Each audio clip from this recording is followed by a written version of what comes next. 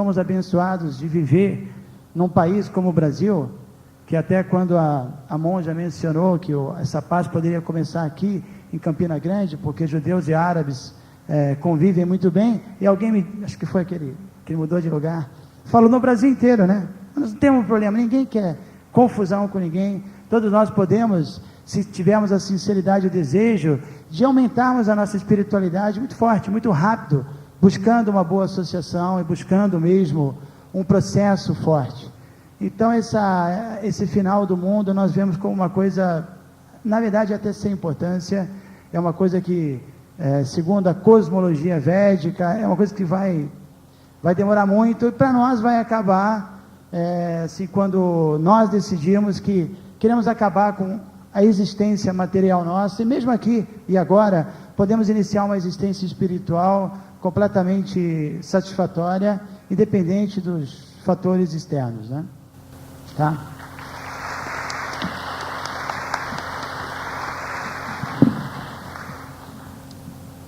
Eu vou ser rápida. Para mim, segundo a lei do eterno retorno, você nasce, vive e você vai morrer. Para mim, o fim do mundo é depois que eu morrer. Só que, durante esse tempo que nós passamos nessa terra, teremos que ter muito cuidado, nunca fazer mal a nenhum ser humano. Isto é que deve ser feito para que todos obtenham um estado de paz e tranquilidade. Agora eu passo a palavra para ele, vai falar mais.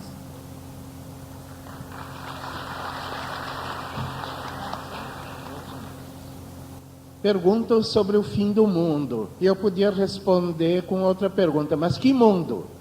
Por exemplo, nas escrituras budistas se fala em um número incalculável de mundos, em bilhões, trilhões, quadrilhões de mundos e por aí afora. Um número além da conta, além da possibilidade humana de contar.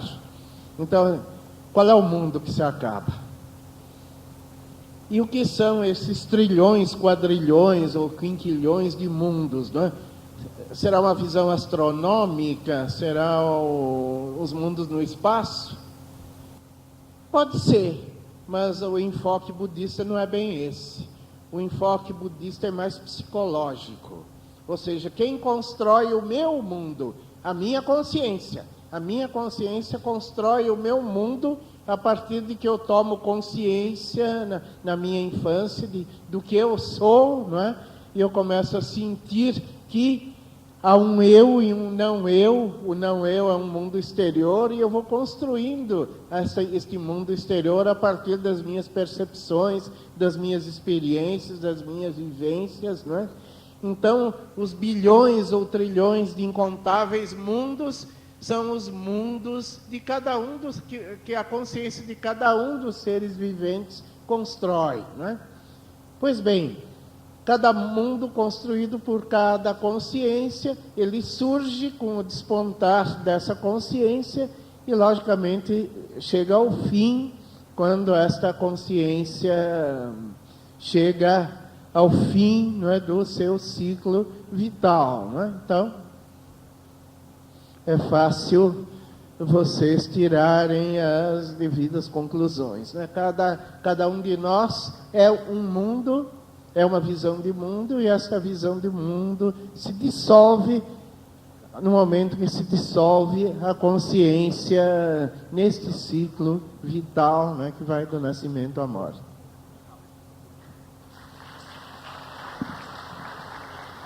Eu só faria uma complementação rápida também. Na perspectiva islâmica, existem dois fins do mundo. Um é o fim do mundo individual, quando nós saímos desse mundo e vamos para outra vida, e outro é o fim geral, de todos os universos. Na perspectiva islâmica também existem muitos universos, né? O segundo versículo do Alcorão diz assim: louvado seja Alá, Senhor dos universos. E esse fim de tudo, de todos os universos, é descrito no Alcorão de uma forma bastante trágica, né? Por exemplo, se diz assim que as montanhas serão transformadas em pó, os oceanos vão ferver, o Sol alcançará a Lua, o céu ficará vermelho de horizonte a horizonte. E a gente, comparando isso com as descrições que falam do sistema solar, a gente vê que é muito próximo, né? Os cientistas dizem que no final dos tempos, desse sistema solar, o Sol vai se tornar uma gigante vermelha, vai alcançar até a órbita da Terra, né? E tudo vai se queimar, né? Nesse caso vai acontecer tudo isso, os oceanos vão ferver, etc. A gente não quer dizer com isso que essa passagem do Alcorão fala do fim do sistema solar, embora haja essa semelhança, porque na realidade não seria o fim dos universos, seria o fim de apenas um sistema solar, né? Mas talvez o fim de todo o universo, de todos os universos, seja de uma forma semelhante. E já existem algumas hipóteses na física que falam a respeito disso, né? Que os universos começaram com o Big Bang, né? Que as galáxias se formaram e estão se afastando, e alguns advogam que elas voltarão novamente a se condensar e haverá toda essa destruição. Você pode fazer a sua pergunta agora. Senhores da mesa, senhores do plenário, sou lá do Sertão, meu nome é Edmilson Lacerda. Mais uma vez estou neste encontro e a minha grande satisfação é por aqui estar o monge Ricardo, que eu considero um dos homens sérios deste encontro. E a ele e a monja Ivonete dedico a minha pergunta, a qual o homem e os problemas da humanidade, qual é a visão budista diante desta situação que nós estamos passando no mundo, que a televisão e os jornais nos mostram, não só diariamente, mas a qualquer hora, as guerras que existem, porque a palavra guerra deixou de ser singular para ser plural. E então, como é que o budismo vê o homem e os problemas da humanidade hoje? Obrigado, senhores.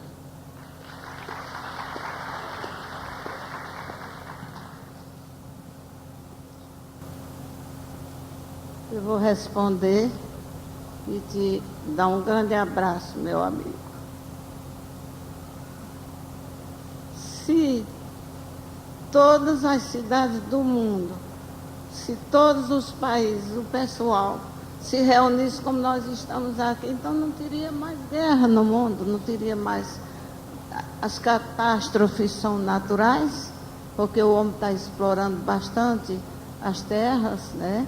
Mas não haveria guerra mais em lugar nenhum. A minha resposta para o meu amiguinho querido é isso mesmo.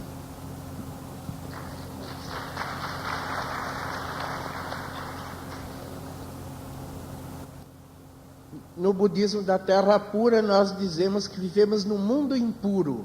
O mundo em que vivemos é impuro, a condição humana é impura, e nós dizemos que o que caracteriza a condição humana é basicamente sofrimento, impermanência e impureza.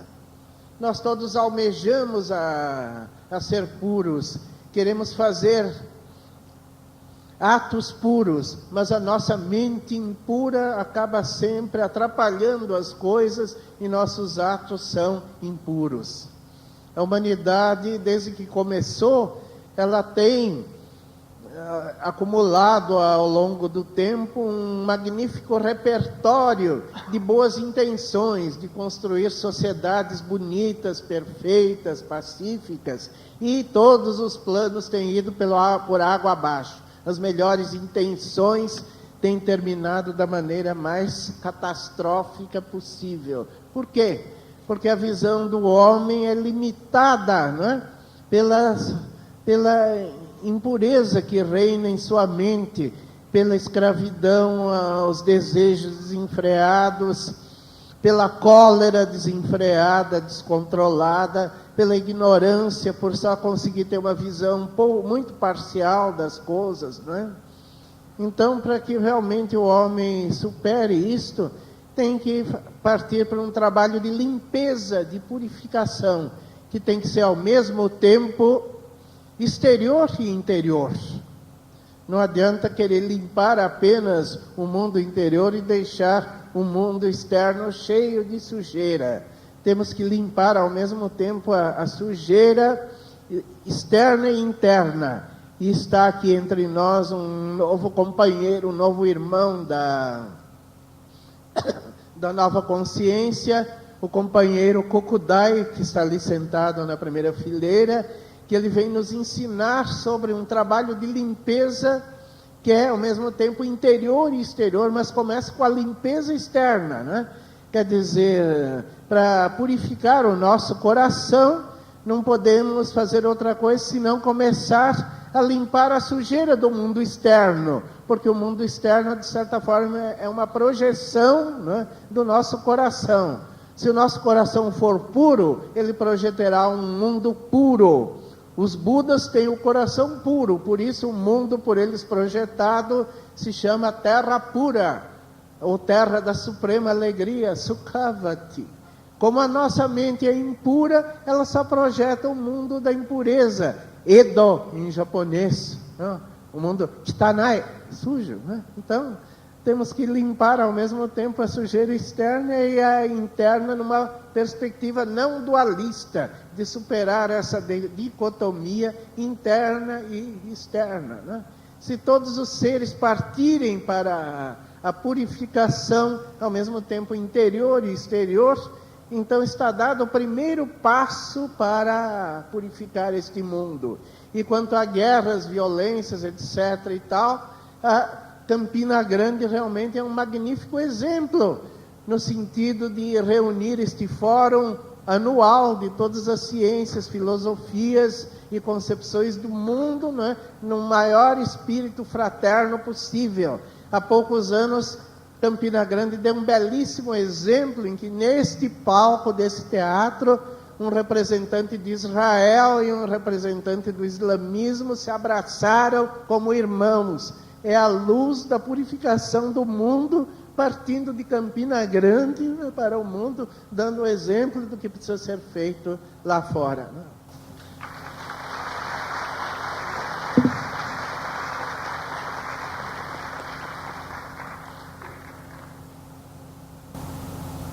Bom dia para todos. Meu nome é Luiz Carlos. Eu gostaria de dizer que a monja foi muito feliz quando falou sobre o Brasil. Eu sou um brasileiro fanático por esse país e um nordestino mais fanático ainda. Mas a minha pergunta vai para ela. A minha pergunta vai para ela e para o mestre Hare Krishna. Na minha opinião, existe uma guerra muito maior do que esta que existe nos jornais e na televisão. É a guerra da célula máter da família, a guerra das drogas. Não essas drogas pesadas, mas as drogas que são lícitas, que hoje estão sendo consumidas e estragando várias e várias famílias. Isso, ao longo do tempo, vem se tornando um grande problema para os governos. Problema de trânsito, de leitos hospitalares e tudo, e pessoas deficientes, em função dessa guerra das drogas e das drogas lícitas, principalmente a droga maior, que é o álcool. A minha pergunta seria para a monja, como ela, como mulher, como ela via isso, as drogas dentro da família. E para o mestre, é uma pergunta de um leigo. Apesar de ter ouvido a sua palestra e ter gostado, nunca ter ouvido, você foi muito claro, muito feliz. Mas eu tenho uma pergunta que está dentro de mim, a pergunta que não quer calar. Qual é a sua opinião? O que é que você diz a nós sobre este preconceito com a tua religião, de que desagrega os jovens da família? Existe, pelo menos na minha e outras pessoas que eu conheço, que vemos aqueles jovens nas ruas, retirados das suas famílias, e muitas pessoas vêm me dizer que eles não podem voltar para a família. Qual é a tua opinião? E nos tira essa dúvida. Obrigado.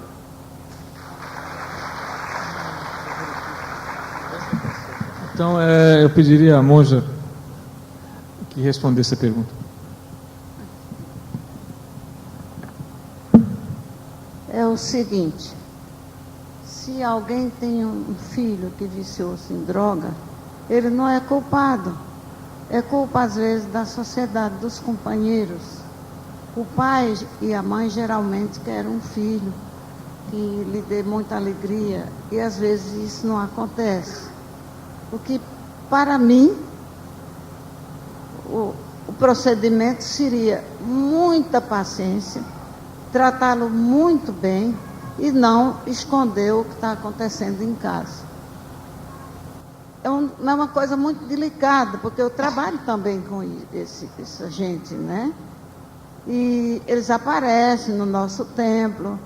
Eu sei que ele está drogado, mas ele está tentando melhorar.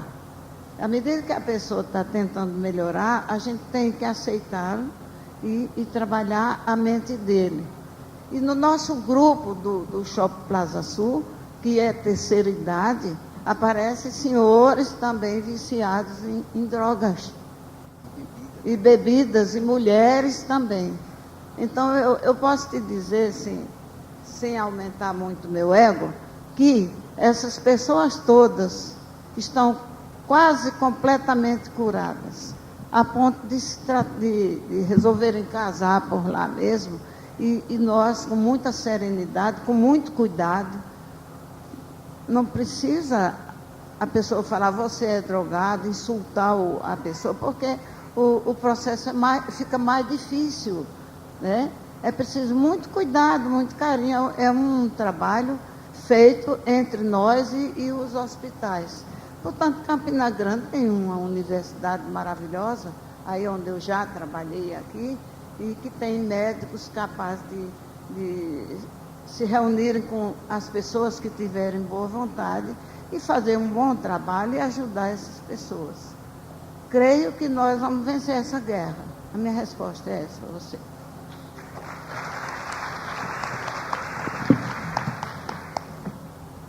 Obrigado, Luiz Carlos, pela pergunta. Eu fiquei surpreso de você ter perguntado isso, porque é uma coisa que faz muito tempo que eu realmente não tenho ouvido, né? Mas eu vou responder. E antes disso, eu vou falar um detalhezinho sobre a questão das drogas, que você realmente não me perguntou.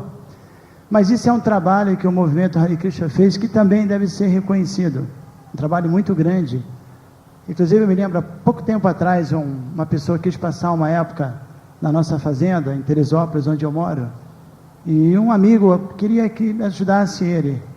Ele falou, olha, tem um problema, essa pessoa está tentando se livrar das drogas, tem um problema sério com drogas, dá para ajudar? Eu respondi brincando, isso é especialidade da casa. Respondi. Porque se nós analisarmos a história do nosso movimento, que começou exatamente no ano 65, toda a questão da contracultura, liberação sexual, drogas, guerra do Vietnã. Então, o movimento ficou com um estigma, porque começou junto com o movimento hippie. E todo mundo aqui deve conhecer o filme Hair, né, que aparece aquele filme, e as pessoas de repente tomam algum tipo de droga e se encontram com Hare Krishna e começam a cantar. Então ficou essa associação.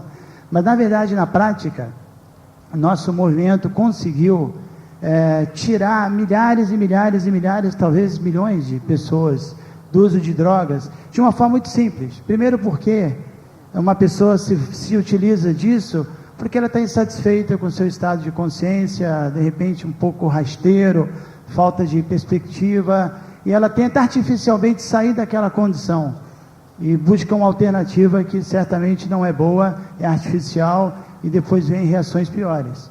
Agora, se você oferece uma alternativa pura, uma alternativa natural, de elevar a consciência, a pessoa naturalmente ela pode abandonar isso. É como o exemplo simples de você colocar água dentro de um copo.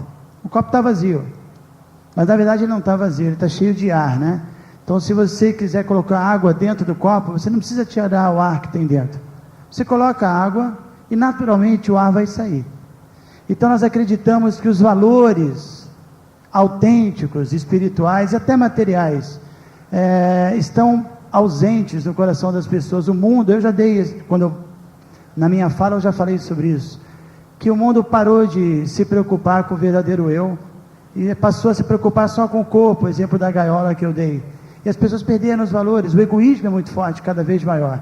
À medida que a identificação com o corpo, que a pessoa se autocompreenda meramente como um corpo físico, a situação é muito problemática. Há uma crise até de autoidentidade, uma confusão mental muito grande, e um acréscimo também muito grande do conceito de eu e meu.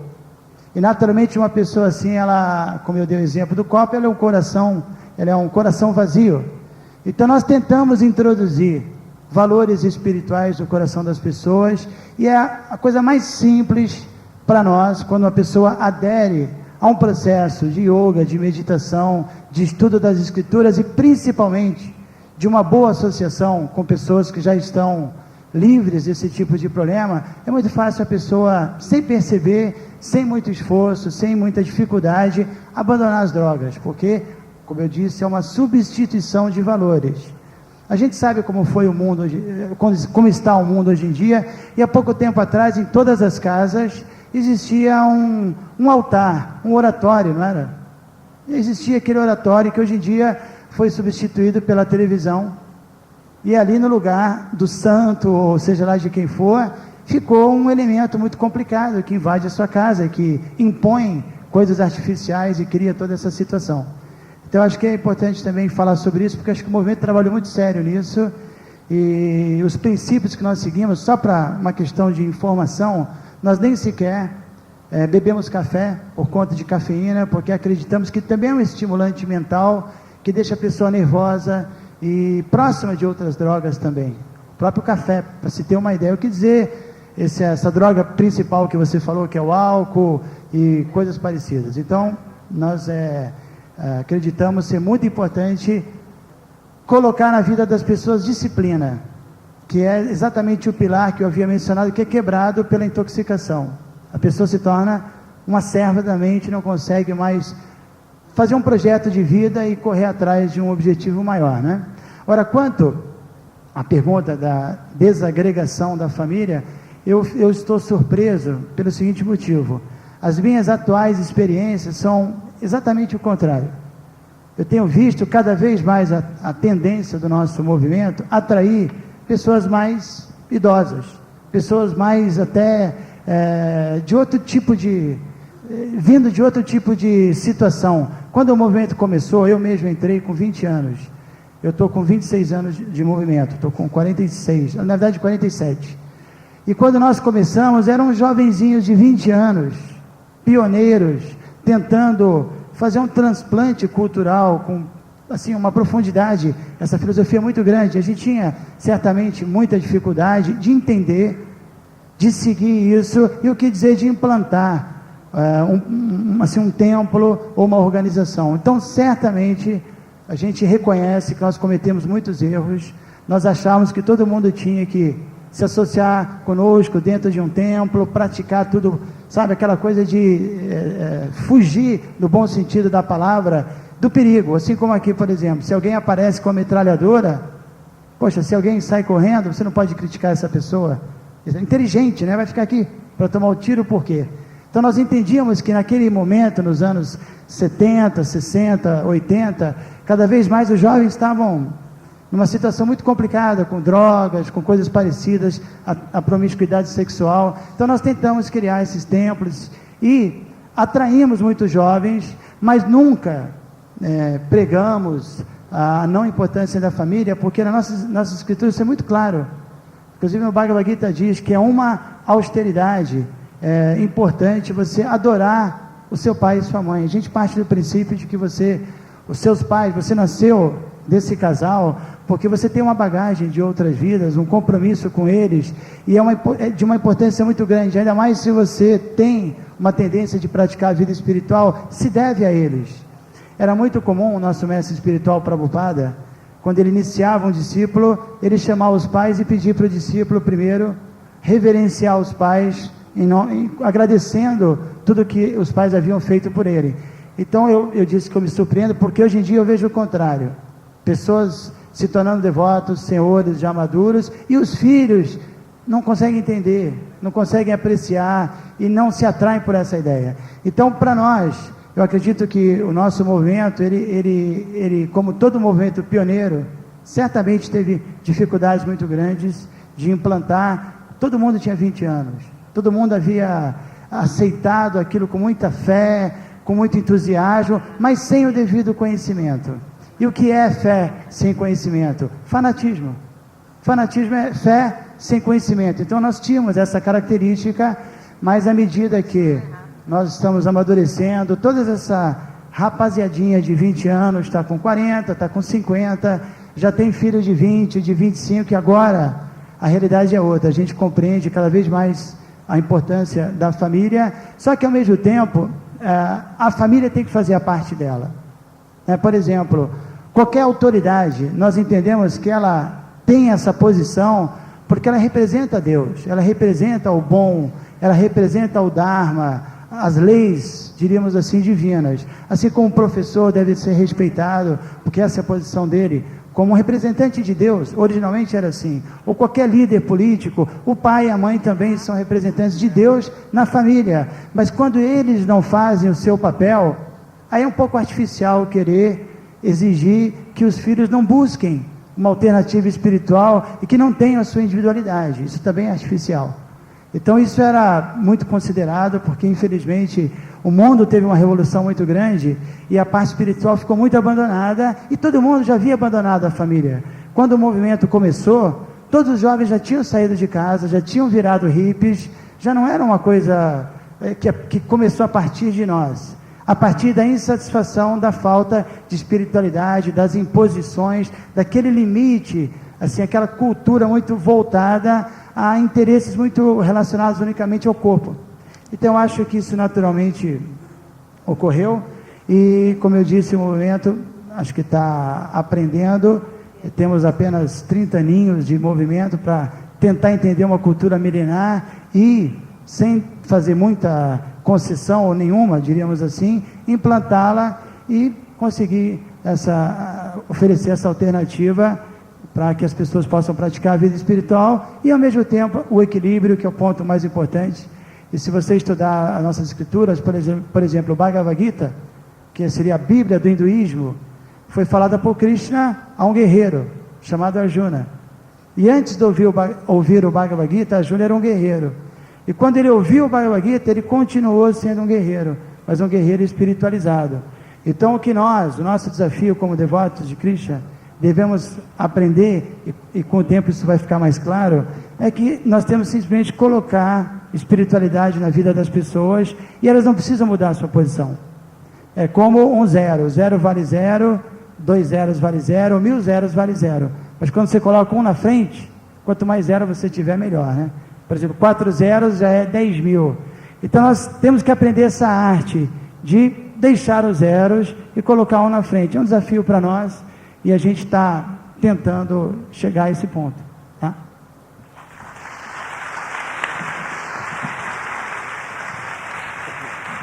Eu só gostaria, a Monge Ivonati quer fazer uma complementação dessa questão. A gente gostaria de continuar aqui respondendo as perguntas. Eu sei que tem uma pessoa aguardando, mas a coordenação aqui trouxe um bilhetinho dizendo tempo esgotado, né? Então, eu sinto muito. Meu irmão Hare Krishna, se você me permite, e vocês, eu vou contar uma história. Apareceu em nosso templo um rapaz chamado Romeu. Eu não sei se você conhece, ele é monge hoje na Índia, né?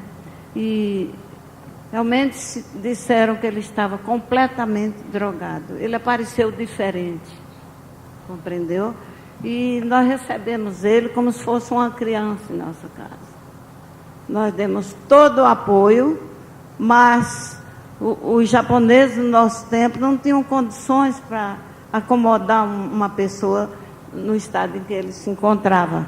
Ele estava completamente diferente, que eu não quero dizer drogado. Então nós levamos esse rapaz para a nossa casa e primeiro aconselhamos ele, levamos até o vosso templo, e aí nós salvamos esse rapaz. Houve uma transformação tão grande que ele hoje é considerado um grande acharya lá na Índia. Eu acho que eu vou depois te dar o nome dele sagrado, né? Como todos nós temos um nome sagrado. Então, nessa época, eu também observava os Hare Krishna, caminhava com eles, Eu só recomendo, que eu gosto de qualquer religião, desde que ele se dirija à luz. O meu trabalho é com as pessoas, o meu trabalho é viver com meus irmãos de todas as religiões, e, portanto, para mim, o que eu quero é paz para todos os seres. Poucas as minhas palavras, agradecer ao irmão por tudo que ele fizer, e lembrar que o trabalho Hare Krishna tem crescido muito em Campina Grande e no Brasil, e que creiam neles. O trabalho deles é muito, muito, muito grande, muito bom. Obrigada, meus campinenses.